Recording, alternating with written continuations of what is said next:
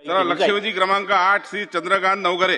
लक्षवेधी क्रमांक नाही, नाही, 8 बसा बसा बसा बसा खाली बसा. देशमुख साहेब खाली वितरित बसा. केल्याप्रमाणे हा. अध्यक्ष लक्षवेधी महोदय, क्रमांक 8. आज बघितलं असं आपण की वसमत इरिगेशनची जागा 1 हेक्टर 60 आर ही जमीन आपण मागासवर्गीय मुलामुलींच्या वसतिगृहासाठी मागच्या 5 वर्षापासून सातत्यानं प्रयत्न करून मागत आहेत. जवळपास 3 मीटिंग झाल्या आणि 3 वेळेस मिनिट्स आले, तरी सुद्धा आज उत्तरामध्ये तिथं सांगण्यात आलेलं आहे की आपण ती जमीन फ्री ऑफ कॉस्ट मध्ये घेऊ. माझा स्पेसिफिक प्रश्न असा आहे की डॉक्टर बाबासाहेब आंबेडकर मुलामुलींचे वसतिगृह जे वसमतला होणार होतं त्यांचा सामाजिक न्याय विभागाचा संपूर्ण प्रस्ताव आला आहे का? दुसरा प्रश्न आहे, सामाजिक न्याय विभागाचं मूल्यांकन, सामाजिक न्याय विभागाकडे या जमिनीचं मूल्यांकन 9,80,00,000 रुपये ते सामाजिक न्याय विभागाच्या माध्यमातून भरणार आहेत का? जमीन ताब्यात आपण कधी घेणार आहेत आणि किती दिवसात घेणार आहेत? सामाजिक न्याय विभाग व संयुक्त जलसंपदा विभाग यांची बैठक होऊन आम्हाला ही जागा ताबडतोब भेटेल का? चला मंत्री महोदय. अध्यक्ष महोदय, अत्यंत महत्वाची लक्षवेधी या ठिकाणी सन्मानित सदस्यांनी लावलेली आहे, उपस्थित केलेली आहे. या खात्याचा मंत्री म्हणून जेव्हा माझ्याकडे हा पदभार आला त्यावेळेला एक कल्पना अशी होती की महाराष्ट्रामध्ये जे वसतिगृह आहेत त्यातले बहुतांशी वसतिगृह हे भाडे तत्वावर चालतात. भाडं घ्यायचं, इमारत भाड्याने द्यायची आणि त्या ठिकाणी विद्यार्थ्याला जे काही सुविधा पाहिजे त्या कधीच उपलब्ध होत नव्हत्या, अशी अवस्था अनेक वसतिगृहाची आहे. म्हणून मी हा पदभार घेतल्यानंतर पहिला निर्णय असा घेतला होता की महाराष्ट्रामध्ये सगळीकडे जवळपास 1200 वसतिगृहाचा आपल्याला नवनिर्माण करायचं. हे किरायाचे हॉस्टेल जे आहेत ते आता बंद झाले पाहिजे. म्हणून सभागृहाला सगळ्यांना माहिती आहे की मी सर्व आमदारांना वैयक्तिक पत्र लिहिले होते.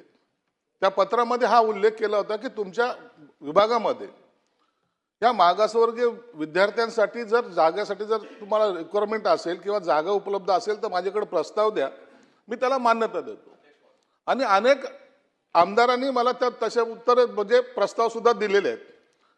परंतु ह्या वसमतमध्ये जेव्हा आम्ही जे जागा मागितली त्या महामंडळाकडे फार मोठी जागा आहे, त्यातली अवघी 4 एकर जागा आम्ही मागितली. 4 एकर जागेमध्ये मुलांचं आणि मुलींचं वसतिगृह व्हावं त्यासाठी आमच्याकडे सगळे पैशाची तरतूद आहे. गेल्या वेळेला आम्ही 1200 कोटी रुपये ठेवले होते, या वर्षी आम्ही 1500 कोटी रुपये ठेवलेले. तरी ह्या काही अडचणी ज्या येतात त्या जागेच्या मुळात जागा उपलब्ध करून का देत नाही हा एक महत्वाचा प्रश्न आहे. गेल्या वेळेला सुद्धा मी 1200 जेव्हा मला वसतिगृह करायचे होते, फक्त 47 वसतिगृहाचे मी भूमिपूजनाच्या आता मुहूर्तात काढलेलं आहे. म्हणजे जागेची उपलब्धता करून देणं हे अत्यंत महत्वाचं आहे. यावर्षी सुद्धा मी जे पैसे 1500 कोटी रुपये ठेवलेत त्याच्यातले अवघे 56 कोटी रुपये आतापर्यंत त्याचे प्रमा दिलेले आहेत. बाकी पैसे सुद्धा माझ्याकडे बॅलन्स आहे, जवळ 700 कोटीच्या आसपास माझ्याकडे बॅलन्स आहे. अध्यक्ष महोदय, आम्ही या पाटबंधारे खात्याकडे जेव्हा मागणी केली तर त्यांनी आम्हाला 9 कोटी रुपयाचा प्रस्ताव दिला, प्लस रजिस्ट्रेशन चार्जेस वगैरे सगळं वेगळे. अध्यक्ष महोदय, तुमच्या माध्यमातून मला एक विनंती करायची. आपण अनेक वेळेला असे प्रस्ताव आम्ही पाहतो, एखाद्या शैक्षणिक संस्थेला उगाच तरी त्याला 4-5 एकर नाममात्र पट्टा म्हणून त्याला ती जागा दिल्या जाते. परंतु या मागासवर्गीय मुलांच्यासाठी मुलींसाठी जर एक चांगला शासन टू शासन, हे काय वैयक्तिक प्रॉपर्टी नाहीये, ही शासनाची एका विभागाकडून दुसऱ्या विभागाकडे वर्ग करण्याचा प्रकार आहे. मग अशा वेळेला तुम्ही त्याच्यामध्ये दिरंगाई का करता? आणि म्हणून ही जर जागा जर आम्हाला उपलब्ध करून दिली असेल तर वाटेल तेवढे पैसे, जेवढे पैसे लागतील ती द्यायची सरकारची आमच्या विभागाची मानसिकता आहे. म्हणून यासाठी मी पुन्हा माननीय मुख्यमंत्री साहेबांना सुद्धा विनंती करणार आहे, ही जागा उपलब्ध करून जर दिली, आम्हाला नाममात्राने द्या. आम्हाला जर उपलब्ध करून दिली त्या हॉस्टेल बांधण्यासाठी जेवढाही निधी लागेल तो या विभागातर्फे वितरित. 3 मीटिंग्स मी घेतल्या, त्याचे मिनिट्स बाहेर आले, तरी सुद्धा माझ्या मागासवर्गीय मुलामुलींना जर न्याय भेटत नसेल तर त्या तुमचं आमचं सगळ्या सभागृहाचं दुर्दैव आहे. मी अध्यक्ष महोदय आपल्या मार्फत एवढीच विनंती करतोय, आज सामाजिक न्याय मंत्री आपल्या सभागृहात आहेत, त्यांनी एक पत्र द्यायचंय की या पत्रामध्ये आम्ही पैसे भरायला तयार आहेत. आगाऊ आगाऊ ताबा आपल्याला मिळण्यासाठी जलसंपदा विभागाची सुद्धा मंजुरी भेटणार आहे. त्यामुळं अध्यक्ष महोदय, मंत्री महोदय सुद्धा सामान्य घरातून वर आलेले आहेत. मी आपल्याला विनंती करतोय, माझ्या इथं 24% एसटी समाज आहे आणि तिथले जवळपास जर ही 4 एकर जागा भेटली, 150 मुलं आणि 150 मुली शिक्षण घेऊ शकतात आणि आपण त्याला न्याय देसान का? मंत्री महोदय. अध्यक्ष महाराज, मी अत्यंत स्पष्टपणे सांगितलेलं आहे की आम्हाला पैशाची कमतरता नाही, परंतु शासकीय जमीन एखाद्या विभागाची दुसऱ्या विभागाकडे वर्ग करताना नाममात्र दर हा लावला जातो.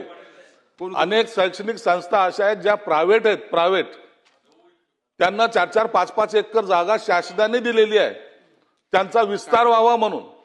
परंतु या मागासवर्गीय मुला मुलींसाठी जर आपल्याला जर चांगलं वसतिगृह बांधायचं असेल, मी माननीय मुख्यमंत्र्यांना, मी आता आमचे कार्यक्रम जॉईंट आहे त्यांच्याबरोबर मी चर्चाही करेन. जर विभागानं अखेरला द्यायचा नाहीच असं जर ठरवलं तर मुख्यमंत्र्यांकडे तो निर्णय सोपवला जाईल आणि या संदर्भामध्ये माननीय मुख्यमंत्र्यांसोबत एक बैठक सुद्धा आयोजित केली जाईल. मी एवढंच आपल्या मार्फत मंत्री महोदयाला म्हणतो, मला जर आपण फक्त जलसंपदा विभागाच्या नावानं एक पत्र जर आपण काढलं की आम्ही तिथं पैसे भरायला तयार आहेत, तरी सुद्धा ते जागा द्यायला तयार आहेत, त्यामुळे आपण ते पत्र आज देणार का? मंत्री महोदय. निश्चित आमच्या विभागातर्फे संबंधित खात्याला पत्रव्यवहार केला जाईल. चला